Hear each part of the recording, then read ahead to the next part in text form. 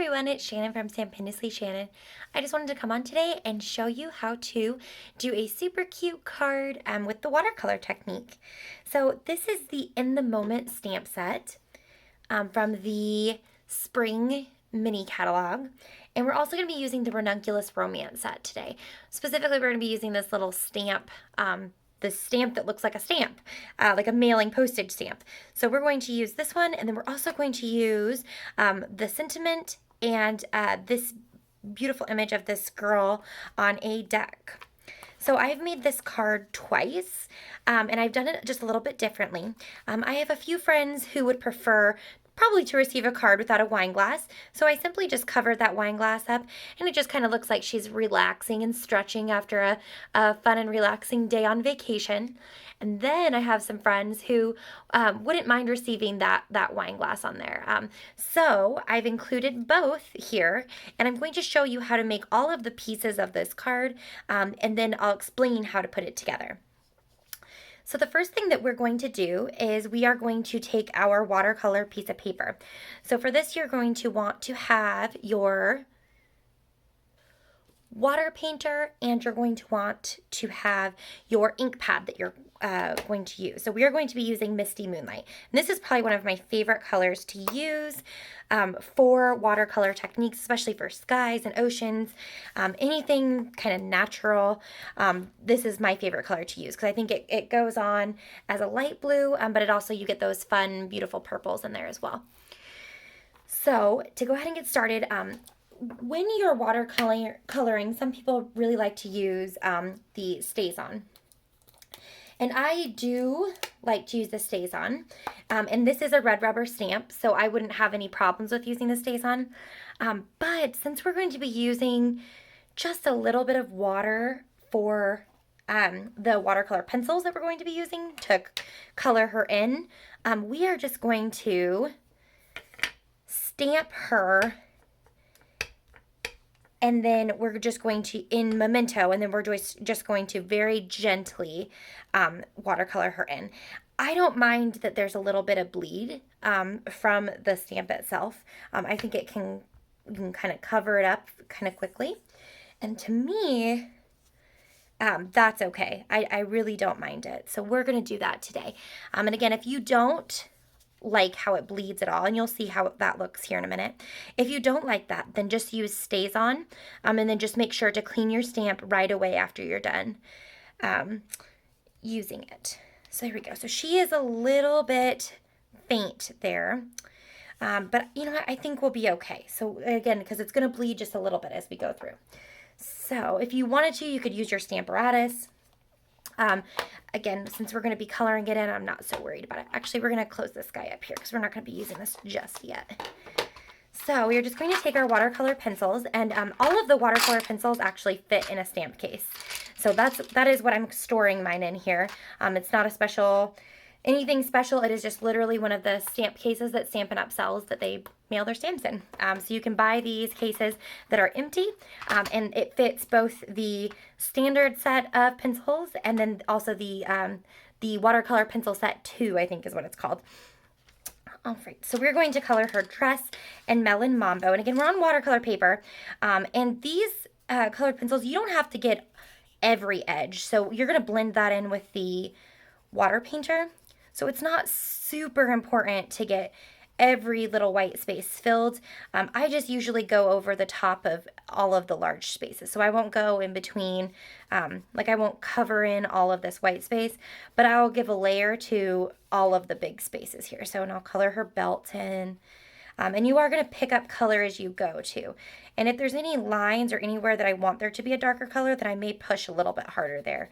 But all in all, I'm just going to color it in. And we're going to do all of the watercolor, or all of the pencils first, the colored pencils first, and then we'll do the watercolor all at the same time. Let's color her deck here. Oh, let's use Cajun Craze.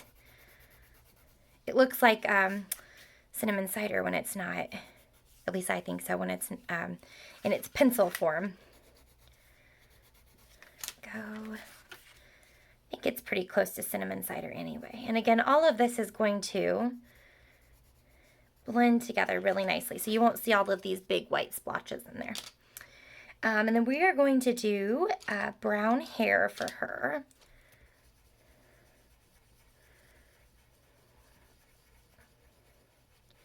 There we go.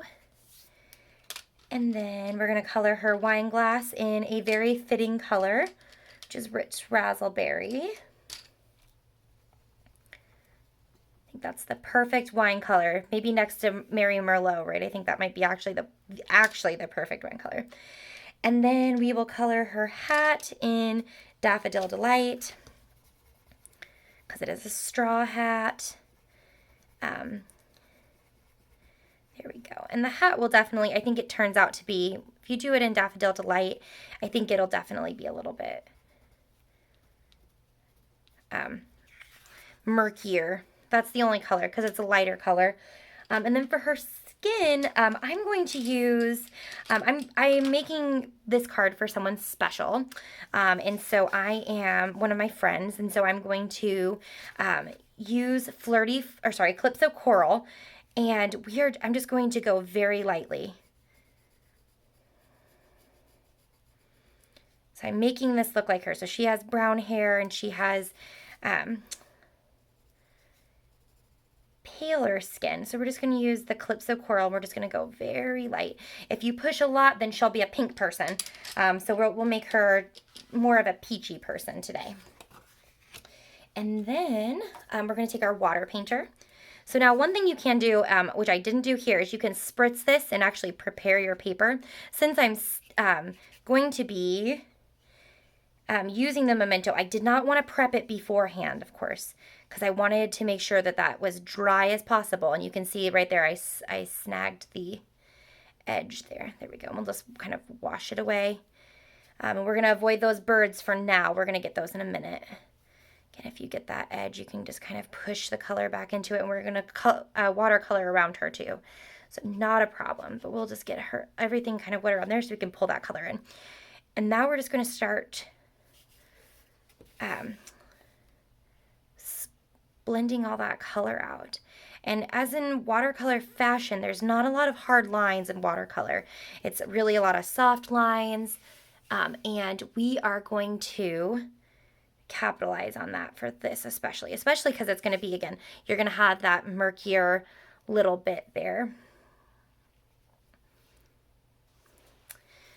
So again, just continuing to blend this in. And this becomes really fun. If you need some more water, just remember you can squirt some out and then just kind of blend that color in again. This is why we are doing the blue or the Misty Moonlight at the end, because it's okay if we make little mistakes like this now, because it's all going to get covered up. So you can see that it's starting to bleed out there. Not worried about it. And with the water painters, you can rinse your brush off in between. But if you go from dark or light to dark, then you shouldn't really need to. The only time right now that I may do it is with that Calypso Coral for her arms, just because I want to make sure that Calypso Coral stays as light as possible. Otherwise, we don't want her to have like murky gray. We want it to be more of a vibrant color. So we will do this. And again, you can see that it's bleeding a little bit, but again, not worried about it. We're just pushing the color around. Not a problem. Go. All right, and I will take some of that off. And then we're going to do her wine glass here, because that's probably the next color that I can see. And that doesn't take very much at all. Go, and then we'll just go straight to her hair here. And I just did like swirls on her hair. And you can see that when you do the water painting on this, you can see actually that her curls become more visible, which is super fun, I think. And then if you do get extra water, just push your brush on it for a minute, let it soak it up, and then kind of take some of that water out.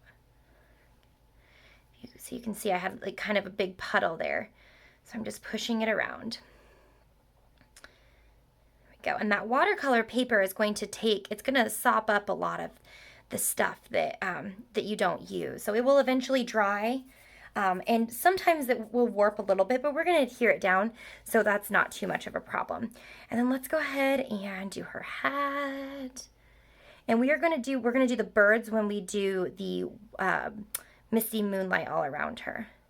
So you can see I had a pretty clean brush, so that yellow is coming out a little bit more vibrant, which is kind of nice. I kind of like that. But I think I might have used a darker yellow when I was doing it originally. I think I might have used maybe crushed curry instead of the Daffodil Delight. But that's okay. You can see, though, it is bleeding a little bit more. And if you just brush those edges, you'll pick up a lot of that extra murk. There we go. And then this is the part where I'm going to try to get some of this off of my brush just a little bit. There we go. And it's running pretty clear now. So you can see that it started off this yellow, putting out this yellow color. And then as I continued to wipe, it just became clear again. And that's when I know that I'm ready to keep going. And I'm just going to get just a little bit more water here. It doesn't really take a whole lot of water. The part that will take a little bit more water is going to be that misty moonlight, just because we're going to be doing such a big area. But for this, it's the little tiny lines. It's really not so bad. There we go. And again, if you have too much color, and this goes for all of the different colors, including her arms and everything else like that. If you have too much color, just put a little bit more water and just kind of let your brush soak it up just a little bit. Let's get some more water. And there we go. Perfect. And we see these black lines here, but that's okay. Black line, there we go. All right, so now, see, is there anywhere else we want to get to? If you want to lighten something up, you can put more water on it. So we can put a little bit more water on certain areas. And you can see it'll just get lighter the more water you add. But I think that that's perfect. So now we're going to do the actual surrounding parts here. So we have our girl, and I like how her back ended up just being a little bit lighter, because you can kind of imagine the sun shining down on her back right there. All right, so now I'm going to take my stamp off, and I didn't clean her yet, so she's just going to sit on the top of my box. And I'm going to get some misty moonlight on my block here. And you don't need a ton. I always get more than I need, but it is okay. You can always re-ink your ink pads, right?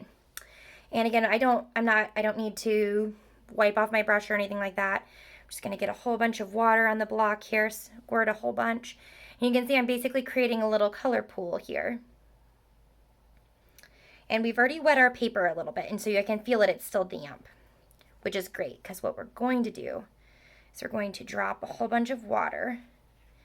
And don't worry, we are going to get this to be a lighter color here. We just need some more water. And that is the wonderful thing about watercoloring, and especially using the watercolor paper, I think, is that there is a lot of room for error, and you can still make a beautiful piece without being so precise. So right now what I'm doing is I'm just going around her, and then I'm going to get into some of these nooks and crannies. We are going to cut it down a little bit, so it doesn't need to be, like, I don't need to go all the way to the edges. I just am going to go far enough out that I think will be good enough for our card here that we're making. Okay, so again, if you want darker color, you can actually concentrate some of that color in areas. I think we're good to go. So I'm going to start going inside now. So I am just going to paint ever so gently just along the black lines. I'm not going to get it all the way to the line, and that's okay. You can if you want to. Again, just be prepared for some of that bleeding. It's okay to me if it bleeds a little bit, but I know some people really don't like that. Some people are really bothered by the bleeding, but I think it adds more of a watercolor texture to it personally. I do think that we're getting a little too dark here though, so I'm going to get some more water here. And that way, let's even get some more. The more water you add, of course, the more diluted the color is going to become, so it's going to be a bit of a lighter color. And when it dries, it'll also be a little bit lighter. It dries pretty true to color, but I always think it ends up just a teensy bit lighter than when I put it on. So if you're like, oh gosh, I'm not sure if I need more or not, just wait, because again, you can always add more. It's kind of like the Stampin' Blends. Go easy at first, and then add more if you need to.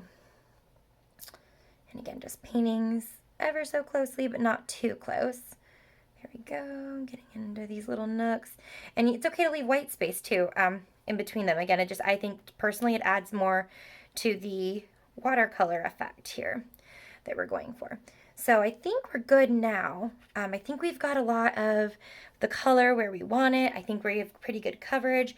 So the last thing I'm going to do, I'm going to try to squeeze out some of this blue. I'm just going to go over these birds. These are also in Memento because it's part of that same stamp. But if you go over them just a little bit, some of that black is going to start leaching out, and it just gives them a little bit more shape. I think a little bit of a shadow, so to speak. And we did get a little bit right there. That's okay. I just wasn't being careful enough, but that's all right. I still think she looks pretty. And we can add, once it's dry, it's not dry right now, but once it's dry, you can add more watercolor pencil to that, and actually just blend that back in with the watercolor pencil too. So I think it's all pretty wet, so I don't want to add anything right now. But again, if this were dry, I would just color on it with the watercolor pencil and then blend that watercolor pencil in over the top, and that would cover up some of that blue that leached over across that line. And that would have happened with Stays On or without Stays On, because it's not the black line that's being bled into that color, it's actually the blue. So I was being messy and I went too far past the black line, which is not uncommon for me. If you've ever attended any of my classes, you know that I am pretty consistently coloring outside of the lines. I think that's okay sometimes. So that's our girl. So I think she's pretty. I think she is a great job, and so we'll cut her down now to fit the front of our card, and she's going to be mounted onto this shimmery white cardstock. So I'm not sure if the camera is going to catch that shimmer there, but it's a little bit of a thicker cardstock, and you can actually watercolor directly onto the shimmery white cardstock, and it holds water pretty well. Not as good as the watercolor paper because it's a little bit less porous, but still pretty good. And I think you could definitely do that, but I wanted to add some Designer Series paper behind her. So this is the new, the Sunshine and Rainbows paper that is free with a $50 purchase in the Celebration brochure, which ends on the 28th of February, so the 28th of this month of 2022. So that is one of the designs in this paper pad here. And I used that one because I thought it looked kind of like water. And I kind of envisioned this as being a postcard, which is why we have our stamp, and that's going to be our next step. So we're done watercoloring. That was so much fun. I love watercoloring. I think it's a great technique. All you have to do to rinse this off, you can just go to the sink, run it under water, and then wipe it off with a towel. Same things with this. You can see that the water has kind of sucked up some of that color. So I will just empty this out, rinse it out, and then the same thing with the tip. The tip may stain, but eventually it's going to come out. And then our next step, we're going to use this Ranunculus Romance stamp set. And I have never used this before, so I used a different technique and a different stamp for this stamp up here. But today, we are going to give it a go. And you'll get an accidental mini tutorial here, because like I said, I've never used this stamp set before. I just got it in the mail. So I'll show you how to put your stickers on too if you want. So let's see. We'll just do the one that we're looking for today. So this is the cutie little stamp here. So how I do it, and I think everybody has kind of a different process for themselves. And sometimes I don't have my bone folder over here, but sometimes especially if it's a big stamp like this flower, I might do it for. Actually, you know what? I'll run and grab my thing. So to put it on, how I start is I take off all of the stickers, and then I line up one edge. So I'm going to start with this line here. Some people start with the smallest edge, so they might start up here. Since this stamp is kind of, rectangular lengthwise, I'm going to widthwise, I'm going to start with this side here and go from left to right. especially because I'm right-handed. So I'm going to go right, and then just kind of as you're going through, just kind of make sure that it's lined up. And if you don't get it exact, that's okay. I guess I don't need my bone folder. If I do have bone folder, sometimes I'll take it at this point and just rub it across the back with the bone folder, just to make sure I get all of those bubbles out. But I can just use my finger for this one because it's small enough. And there we have it. So now our stamp has a sticker on the back, and the stamp will be sticky without the sticker, but that sticker just helps with alignment, and it also helps you, you know, look at which surface you're going to be stamping on too. So I do need another block, and we will just use the G block here. It's a little small, but we'll be okay, I think, for this. All right, so I'm going to use just a random sheet of DSP. This is the Marvelous paper. This is also a celebration item. And we are going to use polished pink. So I chose a color that is similar to this, but also darker. So this is, honestly, I forget what color this is. I'm not sure if this is Blushing Bride. Maybe it's Flirty Flamingo. It's one of the lighter pinks. But this is polished pink. And this is actually a 2021 to 2023 in color. So I thought that this would look really pretty with it. So we're gonna go with it. And if not, then, well, that's okay. We'll figure it out then. We'll see what it looks like because we're trying something new today. So I'm just gonna try to get it. I'm gonna try it this way, I think. And it's okay if it cuts off because we're gonna punch it out.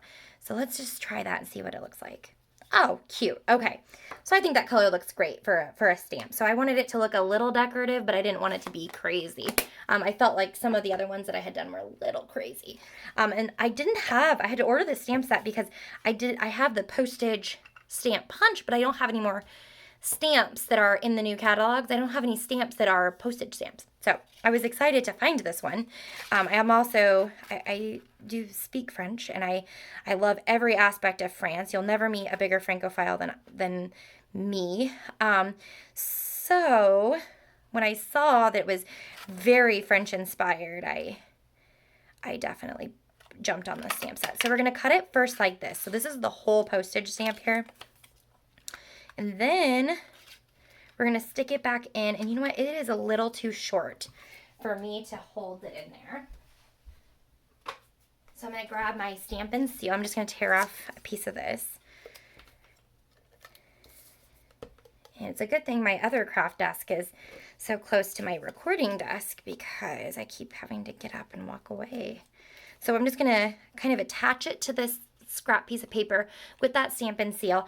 Use the Stampin' Seal, not the Stampin' Seal Plus, because the Stampin' Seal Plus will rip your paper when you're trying to rip that off.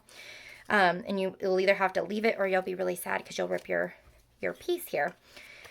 And I'm just going to stick it in, and you can see now that it fits. So we're going to get as close as we possibly can to that bottom without actually cutting the Eiffel Tower off. Boop, there we go. And we are all set. So there is our stamp. And you can, if you want to, use a little, like the black Stampin' Write marker and write like a 58 cents or something like that. You can also use a pink. So let's see. This is an old retired color here. Just right offhand, I just grabbed the first pink I saw that was kind of similar to polished pink. And you could just write 58 cents on the top because I think that's the current price of a stamp. If you wanted it to look a little more ragged, like, oh boy, it's been through the mail sorter a couple times, you can kind of bend it, or you can take a sponge and put some additional color on it, which is what I did for these ones.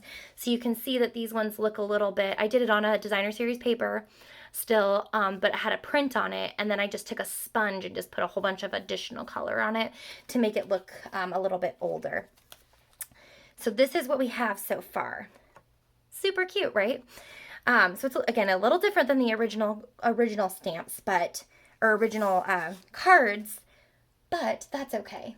And then our last step is we are just going to make our sentiment piece. So, oops, wrong punch. So we're going to do this, and then I stamped it in Fresh Freesia originally. And I think I'm going to stick with that Fresh Freesia. I thought that Fresh Freesia just pulled in the purples that were in that Misty Moonlight, but now I'm looking at it and this Misty Moonlight is a lot darker. Again, I probably just had a lot more color on this one than on this one. So if you want it to be lighter, just remember that you don't need as much color. So pick up less color every time you touch your ink block, or use the same color and add more water. And that's just gonna dilute it down to this. And this is still pretty wet. You can kind of still see that it's pretty wet, but it does dry relatively quickly. So we'll go ahead and, you know what, let's just use polished pink. I think that'll be fun. It'll be a little bit different. And I like sending cards that aren't exactly the same. So I often will make a card very similar, but usually with a little bit of difference. And I think to me, that makes it just a little bit more special. So we're gonna, let's see. Okay, took a 10-second break to go and get a paper towel to wipe off my block here because I don't have another D block laying around me. And really, I think these are the two blocks that I use the most often. So I use the D block and I use the G block a lot. And I will be honest with you, and you will see this in my classes if you ever come, and we would love to have you, and we'd love to have you join us. If you ever do come, you will probably see me try to squeeze a stamp that's slightly too big for this D block. You'll see me kind of shift it in a couple of ways or use my finger to kind of push it, because for some reason that's one of my things. I just like to have my two blocks all the time, and that's just what I use. And you do you, right? It's your own crafting, so it's whatever you like and feel comfortable with and want to do. Perfect. So there we go. So that's that. Let's close this before I stick my finger in it. That's another thing I do a lot. And we are going to use this Taylor Tag Punch. So I've seen some really cute things with this Taylor Tag Punch recently. One of the things is making hexagons, right? So taking a piece and making an actual little hexagon, and that's what you'd put on your card. Super cute. Had not thought of that. You can obviously just cut this out and use it as a tag. What I love to use it for is I don't have my scissors over here, so we're just going to rip it a little because we're going to cut this off anyway. I love to use it to make banners. And I saw this from another demonstrator a long time ago. And that was the entire reason I bought this punch, was because we do have a banner. Oh, there's lots of little pieces in there. Oh my goodness. We do have a punch that actually does this for you, but you got to get it the right size to get it in there. And this, to me, sometimes I'm not as precise as I'd like to be. So this is perfect because you don't have to fit it in into like a column. You can just try to line it up as best you can. And then you have your little piece here. Perfect. So then this will be our card whenever we are dry and ready to put it together. We have our polished pink sentiment and our polished pink postage stamp up here. And we can put it however we want it, whatever we think would be best. Maybe down here in the corner, that seems to be a good spot maybe. But to me, it just looks like she's on vacation. She's having a good time. And that will layer perfectly, just like this. So that was my third project for my January class. And I hope that you learned something and that you'll give this card a try. Watercoloring is super fun. I love it. I think it's one of my favorite things to do. And so often I forget that it even exists. So it's great, especially this watercolor paper here that Stampin' Up sells. This is it's a Fluid 100 watercolor paper. So this is one of my favorite products for watercoloring. So if you're going to do a lot of watercoloring, I think it's worth it to invest in the watercolor paper. Otherwise, if you just want to do it once or twice, you can maybe invest in the shimmery white cardstock, and then that would kind of serve a couple of different purposes. You could watercolor on it, but you could also use it to make some card bases, and you could use it to make sentiments, etc., and just has a little bit of shimmer in there. So how you would put it together is you would just measure your card down to the size you want, which I usually use a half sheet of 8.5 by 11, so that ends up being 5.5 by 4.25 inches. And then measure this to however big you want your girl to be. And the same with your DSP that she's going to be sitting on top of. I bent her corners just a little bit, again, to make it look like a postcard that got caught in the mail sorter a little bit. Gives it some character. And I just cut her down just a little bit smaller so you could see that DSP, put her at an angle, and then attached everything. So I added some little embellishments, and the sentiment itself is actually propped up on dimensionals, and I just thought that added a nice little fun flair to it. So if you have any questions about this product or any of these products or this project, please let me know. I'm happy to answer any questions. I had a super fun time with the stamp set. I said in my class that this is not a stamp set that I probably would have gone for. I ended up getting it, and gosh, I really love it. It is not my style, for sure, but now that I own it, I think actually it might be my style. So I hope that if you have any interest in doing this, that you'll give it a try. Again, if you have any questions or if you want a catalog, just let me know, and have a great day, and stay safe and stay warm if you're in a place that's having a snowstorm like me. Have a great day.